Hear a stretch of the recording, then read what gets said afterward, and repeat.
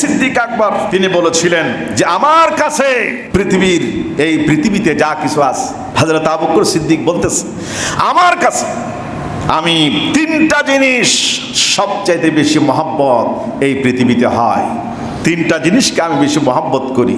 সুবহানাল্লাহ। এটা লম্বা একটা হাদিস, অনেক লম্বা।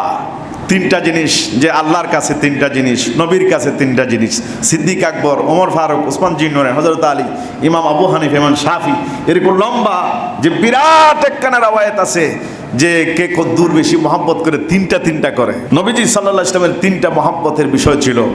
আর সিদ্দিক আকবর বলে হুজুর আমার কাছে তিনটা জিনিস বেশি প্রিয়। সুবহানাল্লাহ। তিনটা জিনিস কি কি? সিদ্দিক আকবর বলেন, এক নম্বর আন-নাযুরু ইলাইকা, হুজুর আপনার চেহারার দিকে চেয়ে থাকতে আমার বেশি ভালো লাগে। দুই নম্বর ওয়াল জুলুসু বাইনা ইয়াদাইক, আপনার সামনে এতিমের মতো, গোলামের মতো বসে থাকতে আমার বেশি ভালো লাগে।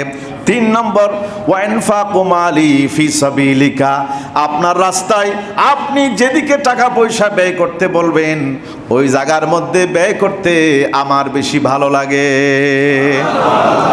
তিনটা জিনিস বেশি প্রিয়, আপনার চেহারার দিকে চায়া থাকা এবং আপনার সামনে বসে থাকা এবং আপনার রাস্তায় আমার ধন সম্পদ উজাড় করে দেওয়া, তিনটা জিনিস আমার কাছে বেশি প্রিয়।